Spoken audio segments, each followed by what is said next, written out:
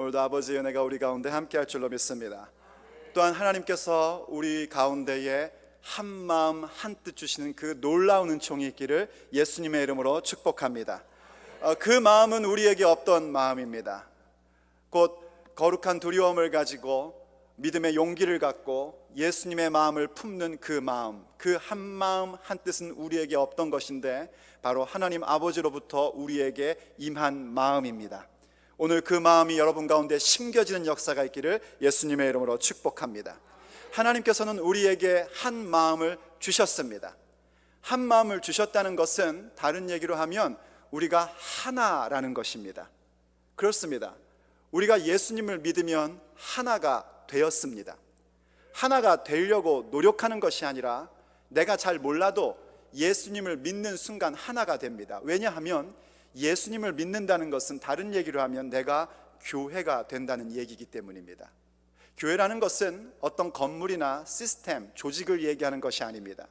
교회라는 것은 예수님을 믿는 사람들, 곧 우리들을 얘기하는 것입니다. 그래서 성경은 교회를 가르쳐서 그리스도의 몸이라 얘기를 하고 있고, 바로 그 몸된 교회는 오직 예수님만을 머리로 삼고 살아가는 사람들임을, 바로 그 지체들임을 우리에게 확연하게 증거하고 있습니다. 인정하시면 아멘 하십시오. 그렇기 때문에 우리는 한 마음일 수밖에 없습니다. 왜냐하면 머리가 한 분이신 예수님이기 때문입니다. 그래서 세상에서는요, 어떻게 하면 우리가 한 마음을 가질까, 어떻게 하면 하나가 될까, 이것을 가지고 고민하지만 우리의 고민은 좀 다릅니다. 우린 이미 벌써 예수님을 믿는 순간 한 몸, 하나가 되어 있고, 하나가 된 순간 하나님께서 우리의 마음 가운데 거룩한 두려움으로 담대한 믿음을 갖고 예수님의 마음을 품는 그 마음을 주셨기 때문에 어떻게 하나가 되고 어떻게 한 마음 될까가 아니라 어떻게 이미 주신 하나됨을 지켜갈 것인가 하는 부분입니다. 또 이미 주신 그 한 마음과 한 뜻을 가지고 과연 우리는 무엇을 해야 될 것인가 하는 겁니다. 한 마음 한 뜻으로 엉뚱한 일을 하면 안 되고, 한 마음 한 뜻을 가지고 하나님이 계획하신 것을 보며 하나님의 기획에 따라 우리의 삶에 집중해 나갈 때에, 우리가 한 마음 한 뜻으로 집중하며 하나님의 계획과 기획을 바라보고 따라갈 때에 우리의 삶은 세상이 줄 수 없는 놀라운 아름다움과 거룩함과 위대함의 장면들을 만들어가게 되는 것입니다. 과연 교회의 그러한 모습이 무엇일까? 저는 몇 년 전에 한 짧은 영상을 보면서 저것이 바로 교회의 모습이다 라고 느낀 적이 있었습니다. 그 영상은요, 어떤 회사가 자신의 회사의 이미지를 좋게 하려고 만든 영상이었습니다. 그리고 그 영상의 내용은 마치 교회가 사람들에게 집으로 돌아오는 것을 환영하는 것처럼 그 웰컴 홈, 집에 돌아온 것을 환영한다 하는 그런 내용이고요, 공항에서 일어난 겁니다. 잘 짜여진 각본에 의하여 사람들이 하나를 만드는데, 여러분이 보시면, 보여드릴 건데요, 보시면 알지만 그 모습이 사람들의 마음을 기쁘게 해주고 즐겁게 해주면서 동시에 그들도 거기에 동참되는 것들을 보게 됩니다. 참고로요, 여기서 나오는 모든 음악은 다 사람의 입으로 한 겁니다. 아마 보신 분도 있을 것 같아요. 미국에서 만든 거니까 같이 한번 잠깐 보죠.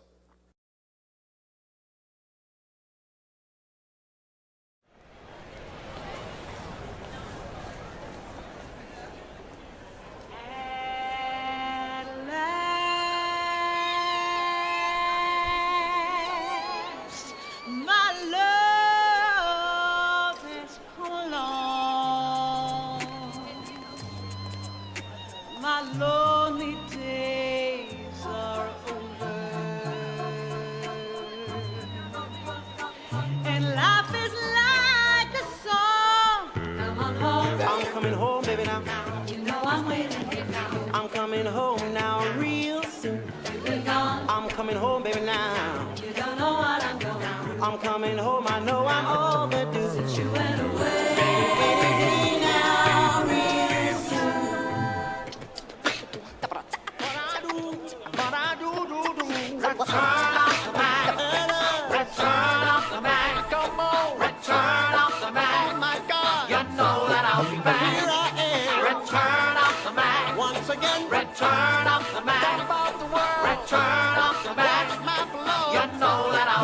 here I go.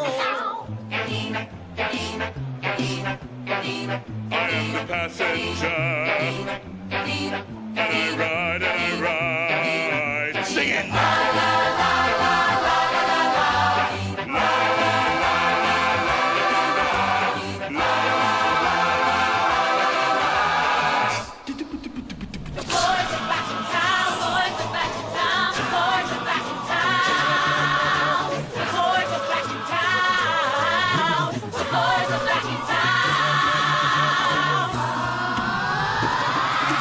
Oh my God, I can't believe it. I've never been this far away from home. Oh my God, I can't believe it. I've never been this far away from home. I didn't falter. The mountain was high, I still believe. the valley was low. It didn't stop me, no, no. I knew you were waiting. I knew you were waiting for me.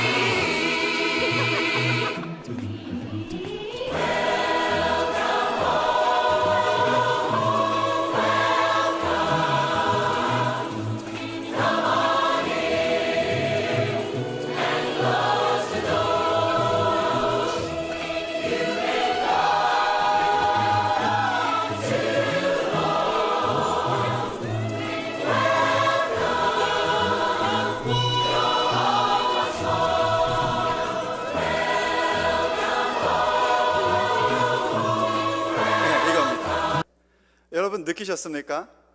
저는 이 영상을 보면서 아, 이건 교회다 하는 생각을 했습니다. 너무 다른 종류의 사람들이 서로 다른 재능을 가지고 한 목표를 향하여 한 마음 한 뜻으로 모입니다. 그리고 그 모습은 어느새 주변에 있는 사람들에게 미소를 주고 행복한 마음을 주고 그리고 그 자리 가운데 함께 동참하게끔 만듭니다. 그런데 지금 보셨다시피 사실 이거는 어떤 회사가 커머셜을 위해서 이 사람들을 하이어한 겁니다. 말하자면 이 사람들이 지금 이것을 한 것은, 이렇게 한마음 한뜻이 된 것은 돈 벌기 위해서 한 겁니다. 그럼에도 불구하고 연출자의 계획과 기획에 따라 그들이 한마음 한뜻으로 하나에 집중하는 모습을 가질 때에 여기에는 사람들을 마음에 기쁨을 주는 그런 아름다운 장면이 나타났습니다. 그렇다면 여러분 생각해 보십시오. 그 어떤 세상의 사람들도 따라갈 수 없는 위대한 기획자이시고 위대한 계획자이신 우리 하나님 아버지께서 우리를 불러 모으시고 하나가 되게 하시고 한마음 한뜻을 주시고 그리고 어떠한 목표를 주셔서 그 목표에 따라 너희들에게 주었던 모든 재능과 능력과 은사들을 하나로 모으라고 말씀하시는 것에 따라 우리가 집중할 때에 거기에 나타나는 아름다움과 거기에 나타나는 거룩함은 얼마나 놀라운 일들이겠습니까? 그것은 이 세상 어떤 것과도 비교할 수 없는 거룩한 연합이요 거룩한 능력이 되는 것입니다. 그렇다면 여러분, 과연 우리에게 하나님께서 한마음 한뜻을 주시면서 목표로 삼아야 될 것을 주신 것은 뭘까요? 우리가 한마음 한뜻 주신 것을 가지고 우린 과연 어디에 초점을 맞추고 무엇에 목표를 두고 우리의 삶을 만들어 가야지 될까요? 오늘 그 말씀을 메시지로 전달하고자 합니다. 첫째, 하나님께서 계획하셔서 우리에게 주신 모든 일들의 그 목표는 우리가 한마음 한뜻으로 이루어야 될 것은 그 무엇보다도 천국 시민으로서의 합당한 삶을 살아가는 것입니다. 우리는 하나님 아버지 앞에 천국 시민으로 부르심을 받았습니다. 우리는 이 땅에 살고 있지만 천국 시민입니다. 믿어지시면 아멘 하십시오. 지금 영상 보다가 다들 주무신 겁니까 설마? 오늘 본문 말씀 27절 상반절을 우리에게 이렇게 얘기합니다. 오직 너희는 그리스도의 복음에 합당하게 생활하라 라고 얘기합니다. 여기 합당하게 생활하라는 얘기는요, 성경 언어로 보면은 이 시민으로서의 합당한 생활을 얘기하는 겁니다.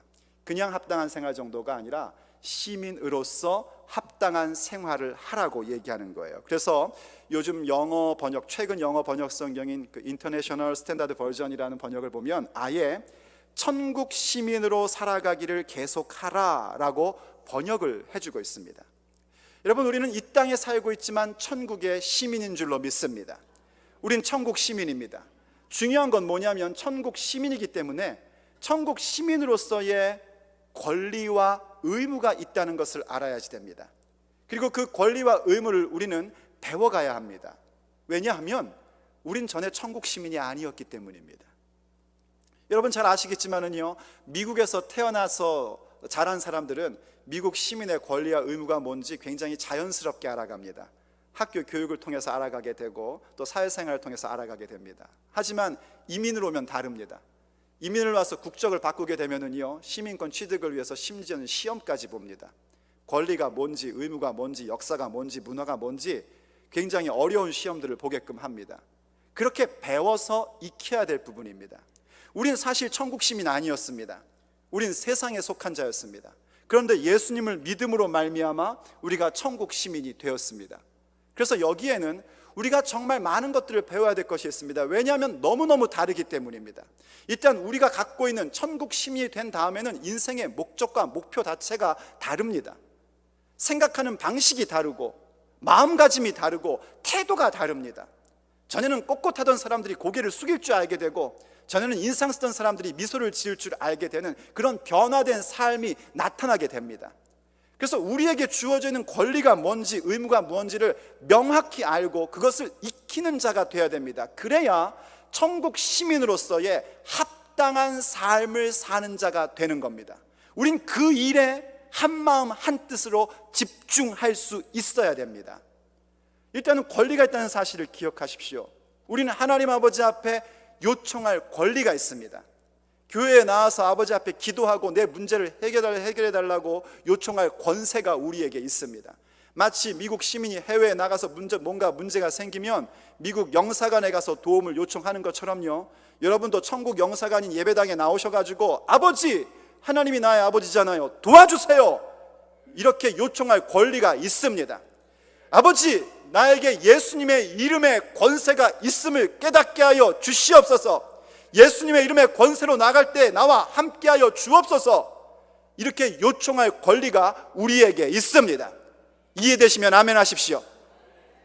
그래서 우리 교회 정도면은요, 이 예배당의 기도의 소리가 끊이지 않는 것은 너무나 당연한 일입니다. 계속해서 나와서 아버지 앞에 요청할 권리가 우리에게 있어요.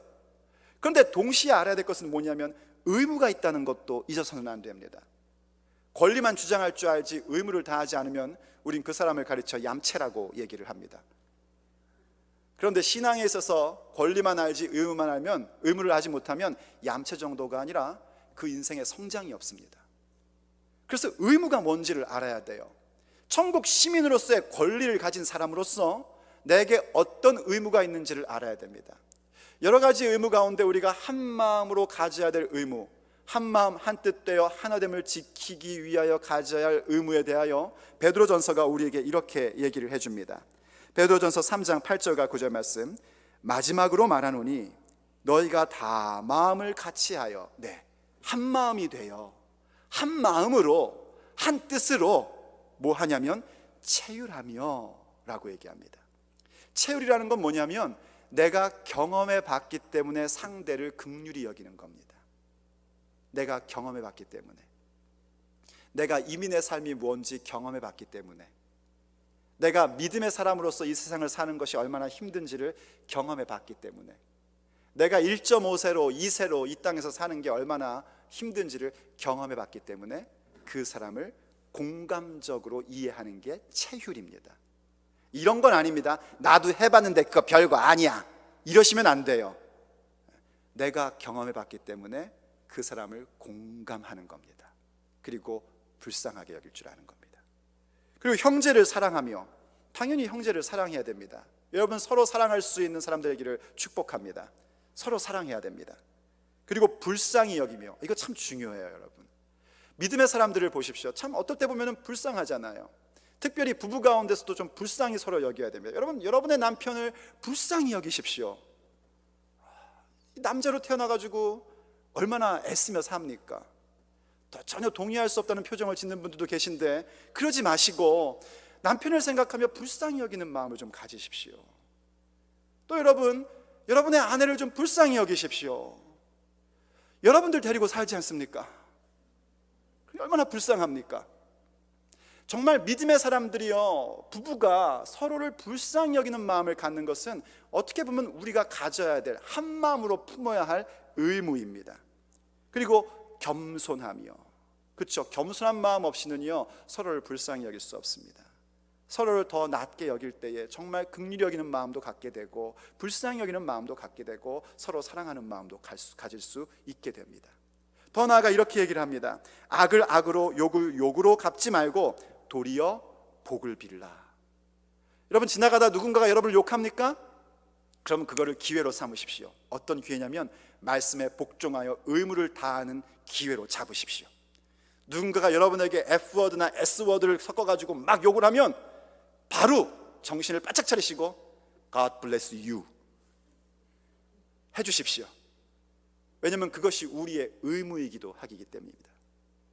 전에 제가 몇 년 전에 저쪽 캐나다에서 목회를 할 때에 제가 그냥 잘 가는데 옆에서 어떤 사람이 갑자기 차를 쓰니 저한테 욕을 하는 거예요. 영어로 욕하는데도 기분이 되게 나쁘더라고요. 기분이 굉장히 언짢았어요. 맞받아치지 못했어요. 그래도 목사인데 거기서 같이 욕하면 되겠어요. 맞받아치지 못하고 속이 굉장히 상한 거예요. 근데 집에 들어와서 갑자기 너무 더 화가 나는 거예요. 내가 그때 갓블레스 했어야 되는데 그걸 못해가지고 너무 속이 상하더라고요. 그래서 그 다음부터 막 정신을 바짝 차리고 내가 다음에 한 번만 더 기회가 있으면 내가 반드시 bless you 하리라 하는데 기회가 안 오더라고요. 그런데 우리 교회 온 다음에 목사님들하고 같이 어디 신방을 갔다가 이렇게 쓱 오는데 저 뒤에 앉았는데 이 구걸하시는 어떤 분이 저희 차를 보고 갑자기 또 욕을 하는 거예요. 그래서 깜짝 놀랐죠. 근데 그때 그 순간 제가 뒤에서 그랬습니다. God bless you. 안 들렸겠지만 혼자 신난 거예요. 제가요. 혼자 기분이 좋더라고요. 왜냐하면 제가 잘나서 한 것이 아니라 제 안에 계시는 성령님께서 그 순간 저의 의무를 다할 수 있게끔 도와주셨기 때문입니다. 그런데 여기에 놀라운 은총이 있습니다. 계속해서 성경이 이렇게 얘기를 합니다. 악을 악으로 욕을 욕으로 갚지 말고 도리어 복을 빌라. 이를 위하여 너희가 부르심을 입었으니. 이해되시면 아멘 하십시오. 이것을 위하여 부르심을 입었단 말입니다. 우린 이거에 의무가 있는 사람이란 말입니다. 그랬으니 그 이유가 있는데, 이유는 뭐냐면 복을 유업으로 받게 하려 하심이라. 아멘. 우리가 그 사람들에게 축복하는 것은 그 사람 복 받는 정도의 차원이 아니라 우리가 복을 유업으로 받기 위함이라는 겁니다.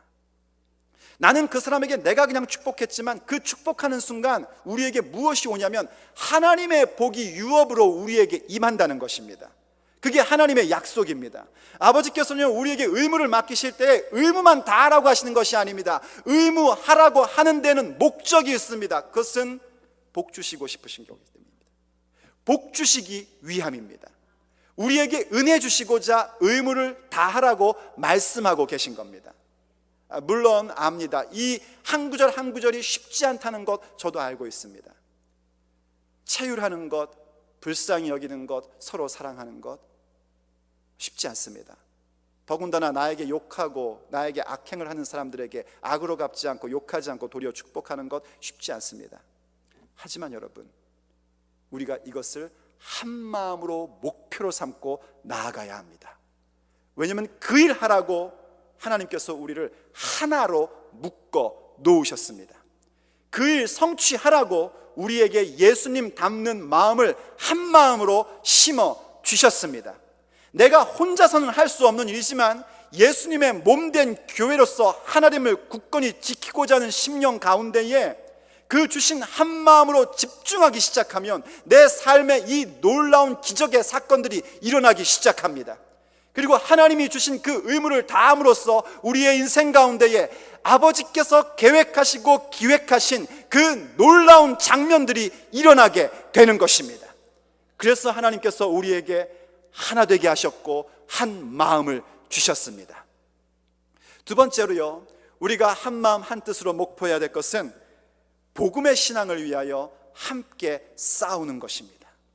우리는 한 마음 한 뜻이 돼서 복음의 신앙을 위해서 함께 싸우는 자가 되어야 됩니다. 우리가 서로 사랑하고 서로를 불쌍히 여기고 서로를 긍휼히 여기고 서로를 체휼하고 서로 사랑하는 모습은요, 단순히 우리들끼리 좋은 분위기를 만들기 위해서만은 아닙니다. 그렇게 하면 우리끼리 참 좋은 분위기가 생기죠. 하지만 그 좋은 분위기만을 만들기 위해서 우리가 한 마음 한 뜻으로 이러한 일을 하자라고 얘기하는 것은 아닙니다. 사실 우리가 서로 그렇게 체휼하고 불쌍히 여기고 사랑하고 서로를 돕고 겸손한 태도를 갖는 이유는 우리 모두가 하나님 나라를 위하여 함께 싸우는 믿음의 동지들이기 때문입니다. 그런데 어찌 우리가 서로 미워할 수 있겠습니까? 그런데 어찌 우리가 서로 격려하지 않을 수 있겠습니까? 우리는 믿음의 동지로 함께 부르심을 받은 겁니다. 성경이 이렇게 얘기합니다. 다시 본문 27절을 다시 한번 보십시오. 오직 너희는 그리스도의 복음에 합당하게 생활하라. 이는 내가 너희에게 가보나 떠나 있으나 너희가 일심으로 곧 한 마음으로 서서 한 뜻으로 복음의 신앙을 위하여 협력하는 것과 라고 얘기합니다. 한 마음 한 뜻으로 복음의 신앙을 위하여 협력해야 된다고 우리에게 말하고 있습니다. 여기 협력한다는 것 역시 그냥 협조하고 도와주는 그런 차원의 얘기는 아닙니다. 이 단어 역시 함께 투쟁한다, 함께 씨름한다, 그런 의미입니다. 좀 더 풀어 설명하면 승리를 위해서 함께 싸우는 사람들이다 라는 얘기입니다. 우리는 함께 신앙을 위하여, 복음의 신앙을 위하여 함께 승리하는 것을 위해서 싸우기 위하여 부름을 받은 자들입니다. 복음의 신앙을 위해서 우리는 함께 협력하고 함께 싸워야 할 사람들입니다. 그 사실을 잊으면 안 됩니다. 우리가 믿음을 지키는 일에, 우리의 신앙을 지키는 일에 한 마음 한 뜻을 갖고 집중할 수 있어야 됩니다. 그럼 무엇을 믿는 자입니까? 과연 무엇을 믿기 때문에 우리가 지켜야 할 믿음이 과연 어떤 것입니까? 여러분, 교회에 나왔는데 여러분의 믿음은 무엇입니까? 누군가가 여러분에게 너희들의 믿는 바가 뭐냐고 물으면 뭐라고 대답을 하실 겁니까? 우리 항상 우리의 믿는 바가 무엇인지를 아는 사람들이 돼야 됩니다. 덮어놓고 믿으면 안 되고 무엇을 믿는지, 믿는 것이 무엇인지 아는 사람들이 돼야 됩니다.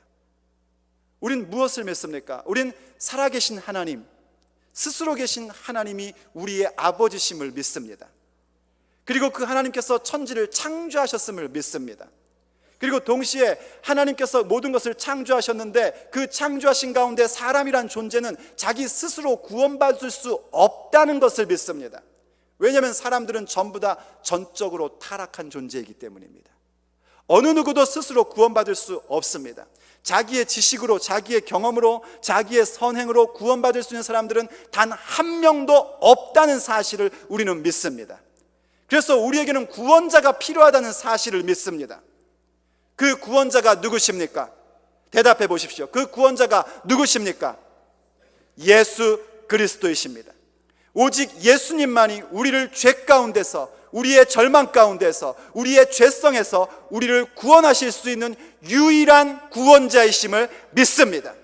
그것이 우리의 믿음입니다. 그것이 우리의 복음의 신앙입니다. 그리고 예수님의 사역으로 말미암아 우리에게 아버지의 영, 예수님의 영, 혹은 양자의 영이신 성령님이 우리 가운데 임하셨습니다. 믿어주시면 아멘 하십시오. 그래서 성령님으로 말미암아 우리가 하나님을 아바, 아버지라 부를 수 있는 권세를 갖게 된 것입니다. 그것이 우리의 믿음이고 우리의 복음의 신앙입니다. 그리고 우리는 성경 66권이 하나님의 말씀인 것을 믿습니다. 그리고 믿는다는 것은 하나님 아버지 앞에 기도하는 것임을 알고 있고, 믿는다는 것은 내가 바로 교회가 된다는 것을 믿고 있고, 믿는다는 것은 하나님 아버지 앞에 예배하는 것임을 믿고 있고, 믿는다는 것은 내 인생이 전과는 완전히 다른 예수님의 사람, 새 생명의 사람으로 변화된다는 것을 믿습니다. 믿어주시면 아멘 하십시오. 그게 우리의 믿음이요 복음의 신앙입니다.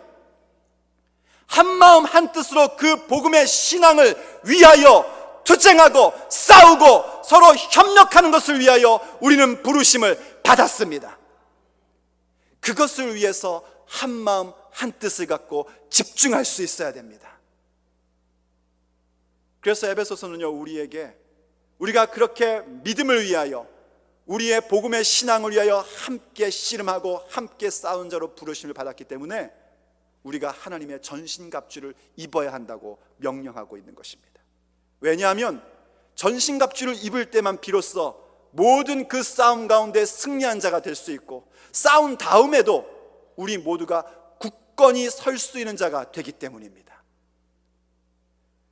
그러면서 계속해서 주체적으로 그 갑주에 대하여 이렇게 얘기를 합니다. 에베소서 6장 14절로 17절 말씀. 그런즉 서서 진리로 너희 허리띠를 띠고 의의 호심경을 붙이고 흉배를 붙이고 평안의 복음이 준비한 것으로 신을 신고 모든 것 위에 믿음의 방패를 가지고 이로써 능히 악한 자의 화전 곧 불화살을 소멸하고 구원의 투구와 성령님의 검 곧 하나님의 말씀을 가지라. 아멘.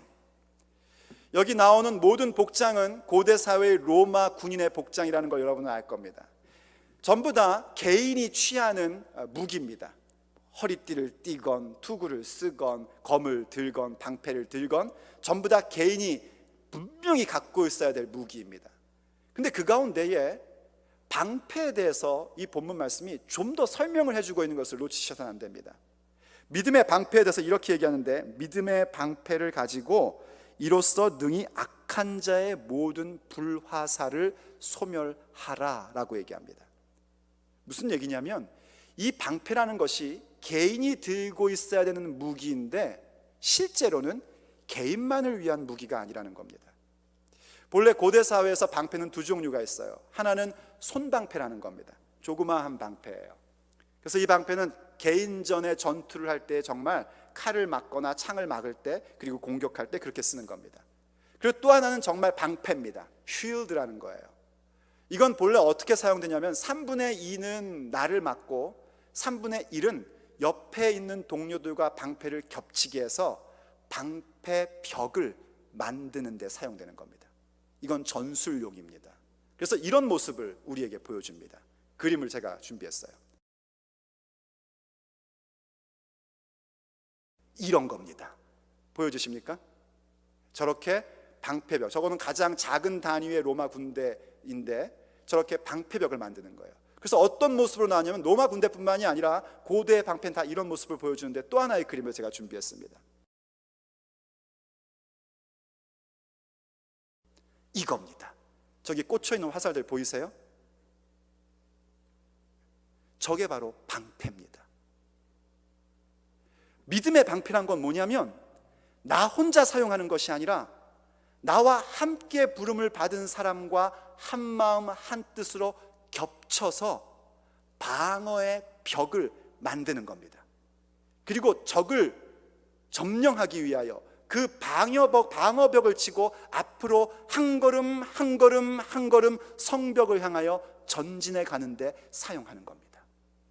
저게 믿음의 방패입니다. 그러니 저 안에서 한 마음 한 뜻이 되어야 되는 것은 얼마나 당연한 일입니까?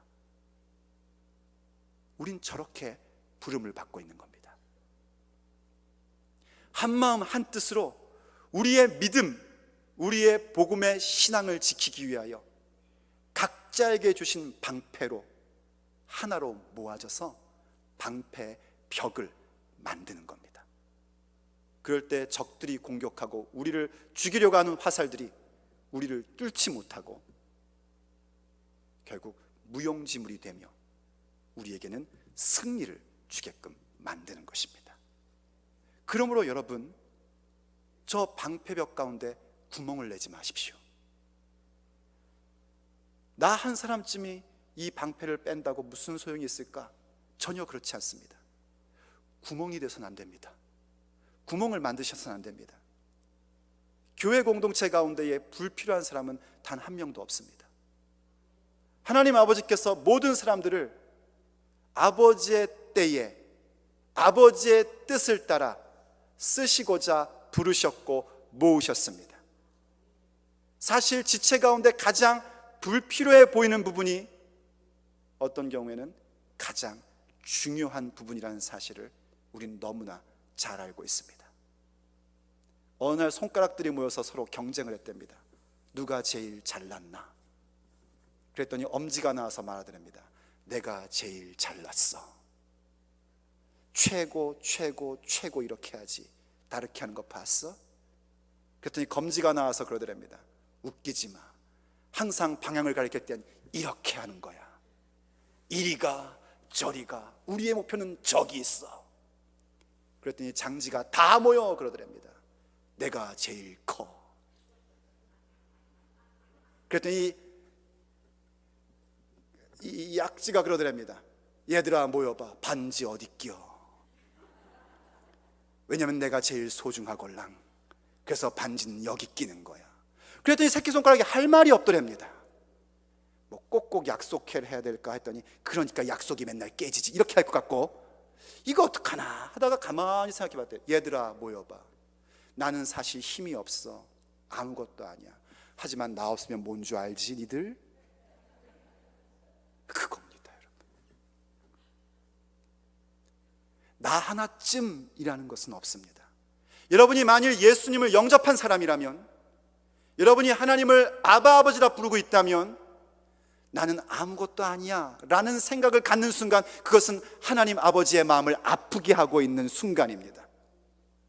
우리는 전부 다 믿음의 방어벽을 만들기 위하여 하나로 한 마음 한 뜻 되도록 부르심을 받은 사람들입니다. 여러분의 자리를 지키십시오. 여러분의 할 일에 끝내주게 하십시오. 아버지께서 그 모든 것들을 오거나이즈 하시고 기획하시고 만드셔서 우리로 하여금 승리하는 교회 되게끔 만들고야 마실 겁니다. 그것이 바로 아버지께서 우리에게 주신 한마음 한뜻을 가지고 집중해야 할 부분입니다. 세 번째로요, 하나님께서 주신 한마음 한뜻으로 우리가 집중할 것은, 우리는 한마음 한뜻으로 믿음의 담대함을 갖는 일에 집중해야 합니다. 사실 그렇습니다 여러분. 우리가 그렇게 믿음의 방패를 들고 그 자리 가운데서 굳건히 있으려면 우리에게는 용기가 있어야 됩니다. 왜냐하면 믿음으로 산다는 것은 만만한 일이 아닙니다. 쉬운 일은 결코 아닙니다. 믿음으로 이 땅 가운데 살아가는 것이 쉽지 않다는 것은, 이 땅은 하나님의 뜻을 거역하는 땅이라는 것입니다. 하나님의 뜻을 따르지 않습니다. 이들은 하나님의 뜻을 따르는 사람들을 어떻게 하면 끄집어내려고 합니다. 방해하려고 합니다. 쓰러뜨리려고 합니다. 그렇기 때문에 믿음으로 산다는 것, 믿음의 방어벽을 진치고 내 자리를 굳게 지킨다는 것은 결코 쉬운 일은 아닙니다. 그래서 우리에게 필요한 것이 있습니다. 그것은 바로 믿음의 용기입니다. 믿음의 담대함, 그것이 우리에게 필요합니다. 오늘 본문 28절도 이렇게 얘기를 하죠. 무슨 일에든지 대적하는 자들 때문에 두려워하지 아니하는 이 일을 듣고자 함이라. 이것이 그들에게는 멸망의 증거요 너희에게는 구원의 증거니 이는 하나님께로부터 난 것이라. 무슨 일에든지 대적하는 자들 때문에 두려워하지 아니하는 이 일, 나는 이거 듣고 싶다 말씀하고 계신 겁니다.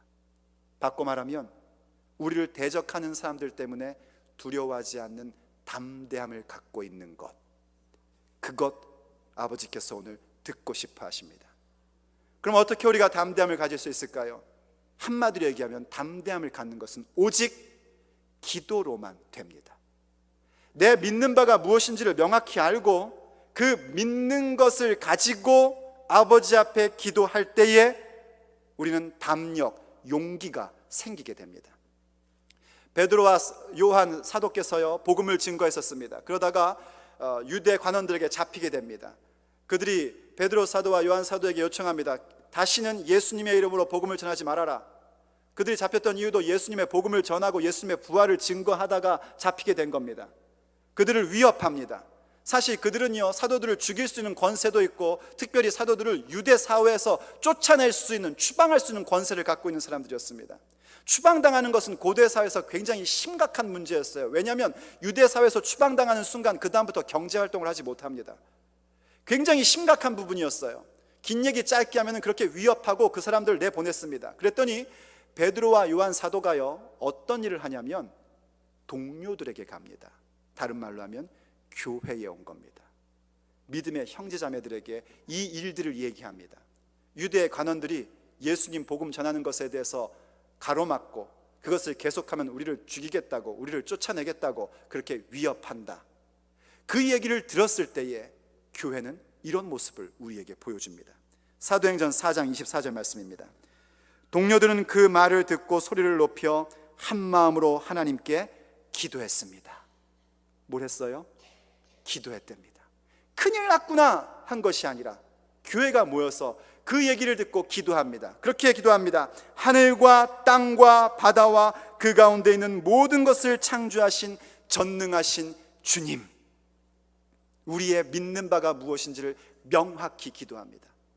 그리고 하나님만이 정말 주권자이시고 하나님만이 이 모든 것을 다스리는 분이시라는 사실에 대한 믿음의 고백을 갖고 성경을 통하여 지금 자기들에게 일어나고 있는 일들이 당연히 일어날 일이라는 것을 확증합니다. 그리고 나서 자신들이 정말 하나님 앞에 강청해야 될 내용을 다음과 같이 기도를 합니다. 같은 사도행전 4장 29절로 31절 말씀. 주님, 이제 그들이 우리를 위협하고 있는 것을 굽어 살피소서. 여러분 잘 보십시오. 교회가 지금 자기들이 위협당하고 있다는 것을 외면하거나 무시하거나 아니라고 부정하지 않았습니다. 우리 지금 위협당하고 있다는 것을 분명하게 인정합니다. 그리고 하나님 앞에 구합니다. 굽어 살펴주십시오. 우리의 위협당함을 굽어 살펴주십시오 하고 아버지 앞에 정직하게 기도합니다. 그러면서 계속해서 이렇게 기도합니다. 이것이 중요합니다. 또 주님의 종들이 주님의 말씀을 담대하게 말할 수 있도록 용기를 주소서. 여러분, 이 사람들은요, 하나님 아버지, 우리를 위협하는 저 사람들 다 없애주세요 라고 기도하지 않았습니다. 우리의 환경을 바꿔주세요 라고 기도하지 않았습니다. 오히려 이들이 기도했던 것은 아버지, 그럼에도 불구하고 주 예수님의 복음을 전할 수 있는 용기를 주시옵소서. 이것이 그들의 기도 제목이었습니다. 그들은 계속해서 이렇게 기도했습니다. 30절 말씀에 주님의 손을 펴서 병을 낫게 해주시며 주님의 거룩한 종 예수님의 이름으로 표적과 기적을 행하소서.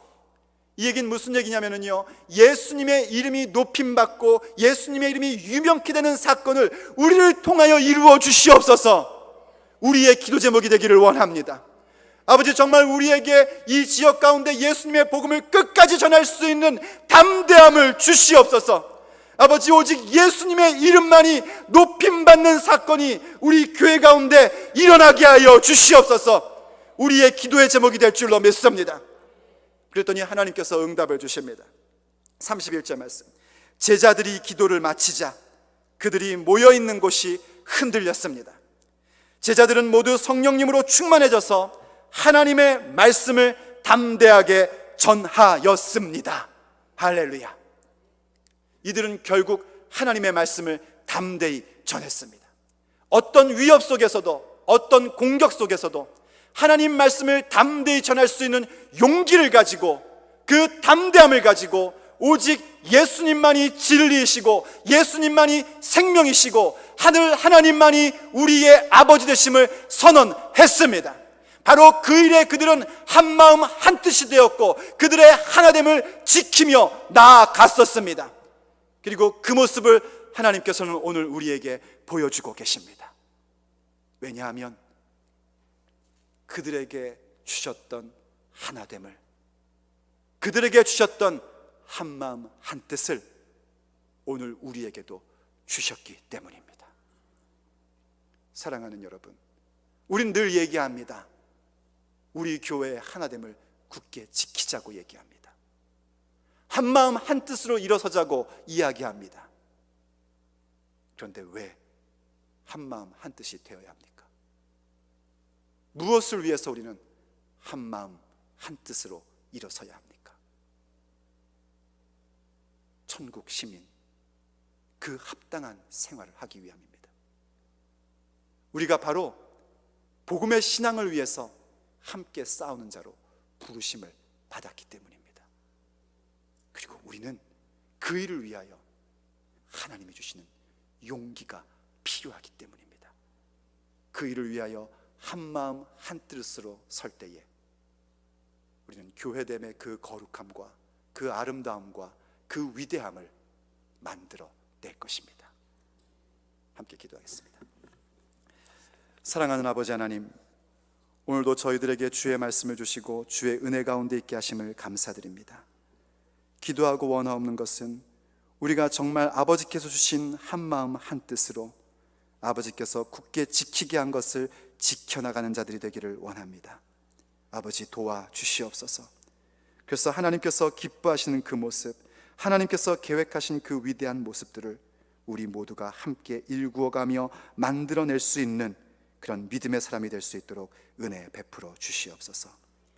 살아계신 예수님의 이름으로 간절히 기도 올립니다. 아멘.